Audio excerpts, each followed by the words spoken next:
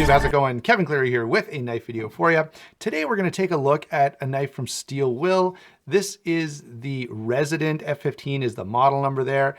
And I've got to say, guys, I've been pretty impressed with this knife overall. I first saw this knife on EDC Gear Reviews channel. If you're not watching his channel, but you like mine, you might want to check it out. We have some similar content and certainly some similar taste in knives. This was definitely one that he liked and I really wanted to check out. Anyway, I was able to find one. They weren't widely available at retailers when I was looking, but since that time, they seem to be a little more common. So you should have no problem getting your hands on one of these days if you want one. Let's start off with size and weight. There's actually quite a number of things that are pretty well done here, and we'll talk about that when we get to comparisons more in terms of the place that this knife has in the market. But let me just say this, I think this is a pretty good offering, and there's not a lot out there that is going to do as much for as little price-wise that this does. 8 3/16 on the overall size here, all right? Blade length is 3 9/16, 4 5/8 inch on the handle, so that's the closed length. And this knife is only 7/16 thick, so it's nice and thin. You can see those nice purple standoffs when I turn it that way. So nice and thin. And the weight here is only 3.16 or 3.2, you know, if we want to round up, 3.216 ounces. 3.16 is really, really comfortable. I just wanted to say that one more time because I wanted to make sure I didn't lead you astray by saying the 3.2.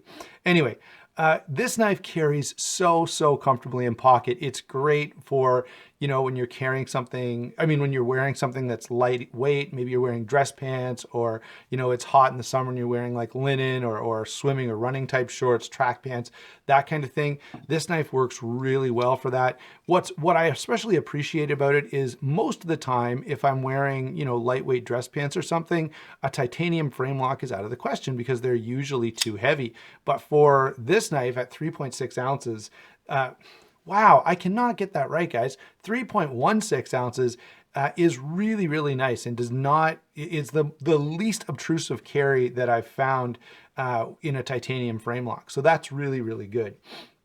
Blade over here is going to be D2 steel with a high flat grind, but not full flat grind. You can see you've got a little bit of a flat there. We've got this swedge running all the way down the back, but it's not a super aggressive swedge, so you still get quite a bit of blade, and I do like that.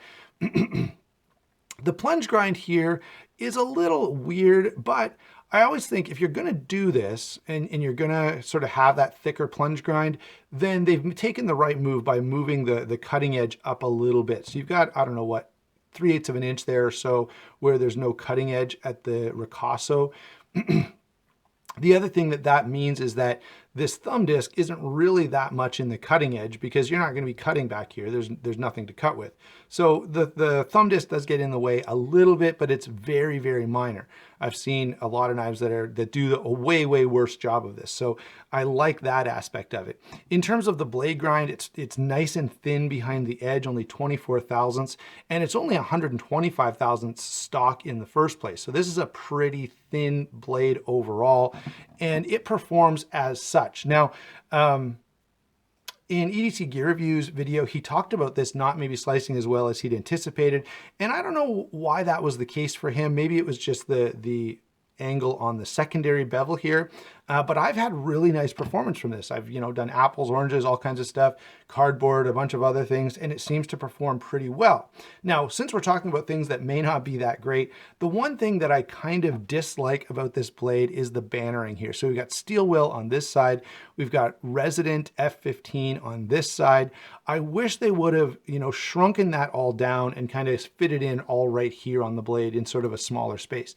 And the reason for that is the design. You know, if you look at this knife, it's a very clean design. You've got lots of, you've got sort of a very minimalist approach, but then you kind of ruin those clean aesthetics with a huge, you know, Steel Will here on the blade and an even bigger Resident on this side.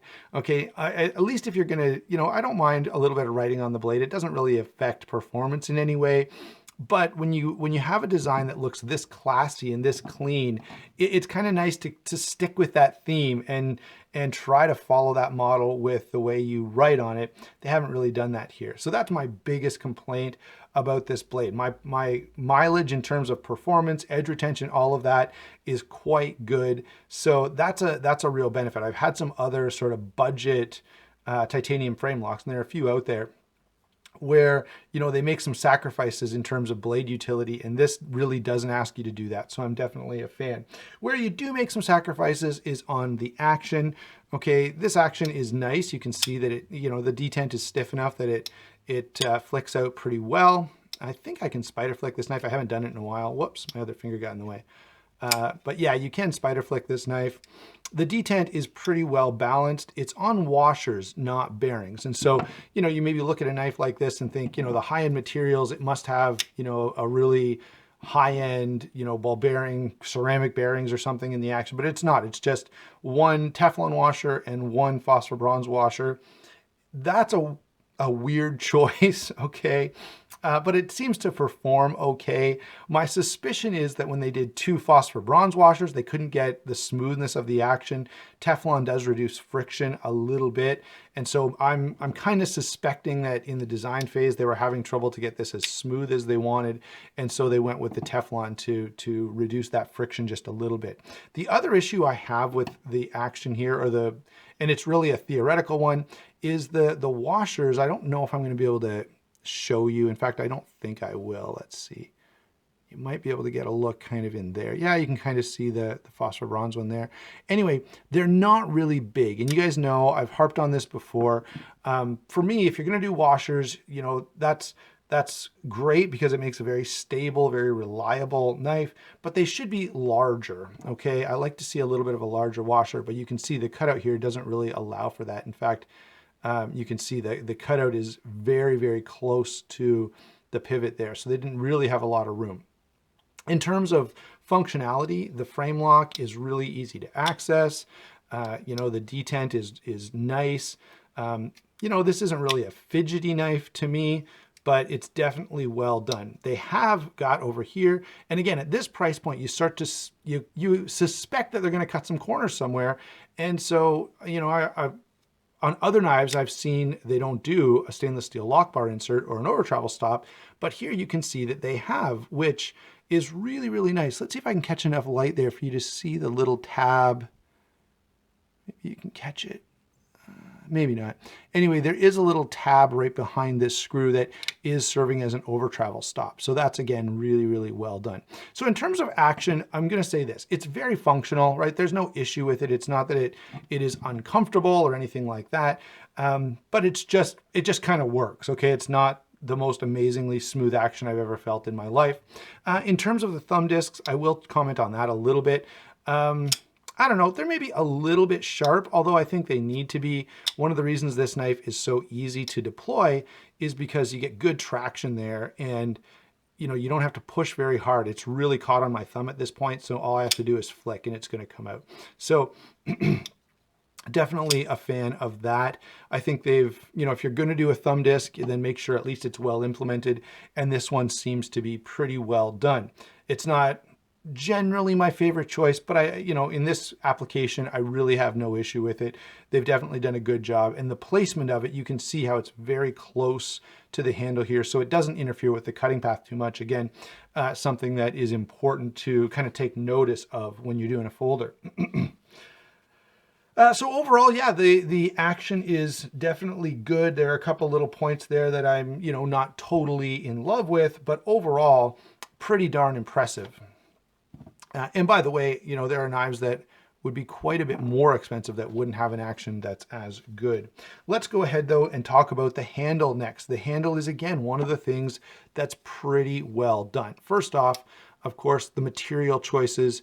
You've got really nice carbon fiber here. And that's one of the things, you know, whenever you get a, you know, I'm going to say cheap because it applies to the way I'm describing this, okay?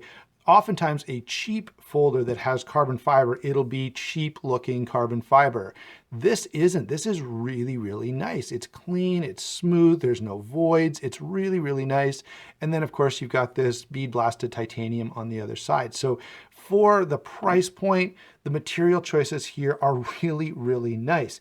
And that's not all. I love that little flash of color with the standoffs here. And of course, standoff construction is my preferred way to go. You've got this deep carry clip that is repositionable to all 4 spots. So whatever you like, left hand, right side, right hand, tip up, tip down carry, you're good to go.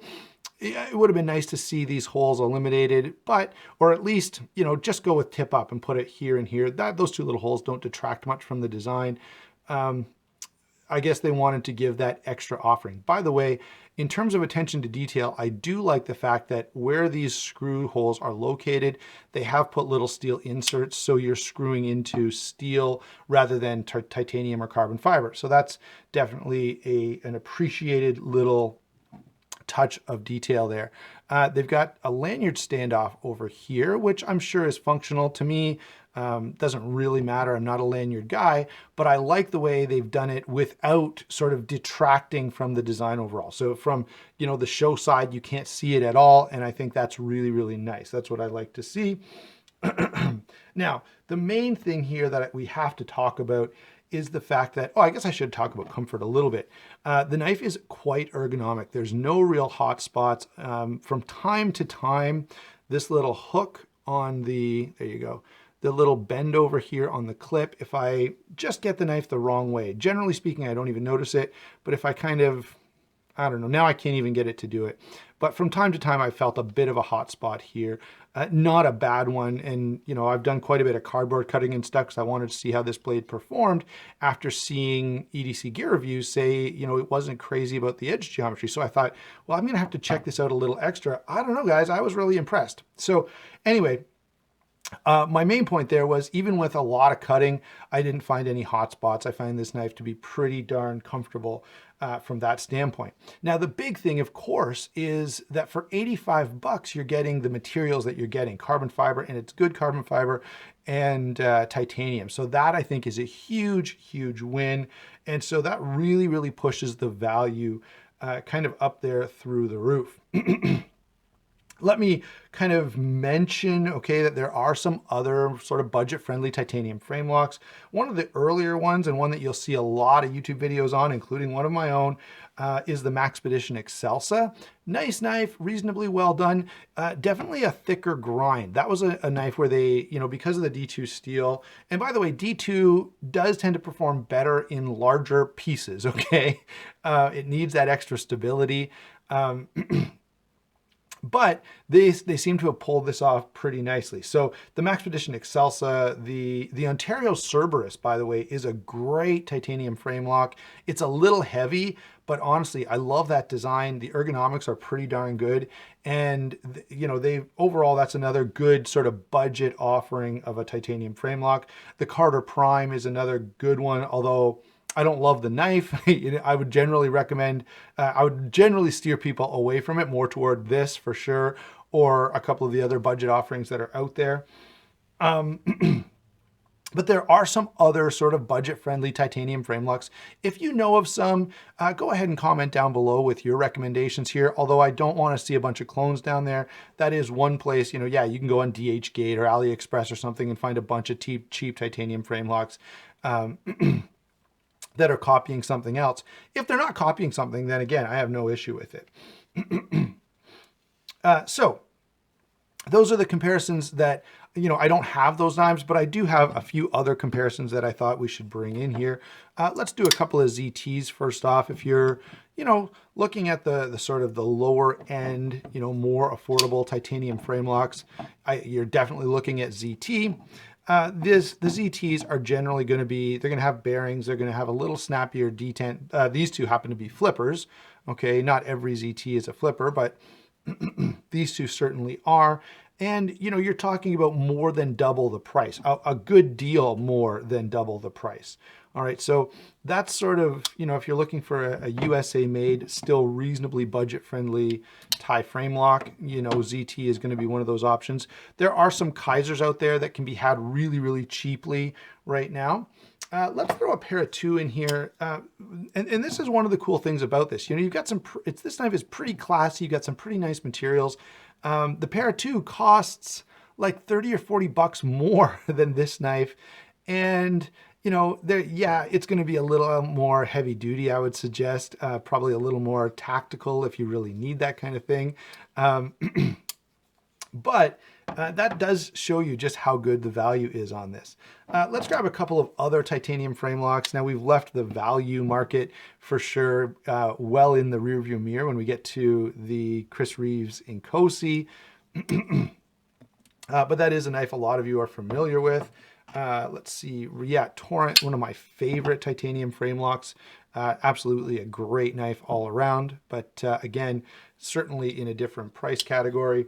One last one that is in a different price category, but in a similar vein, I would call this, is going to be the Swish from Olympic. And the reason I bring this guy in is because it's pretty slim, it's fairly lightweight, and I think it kind of falls into a similar sort of gentleman's folder type of role, although this one can probably be expanded a little bit more. And of course, the action is going to be in a different ballpark on this guy.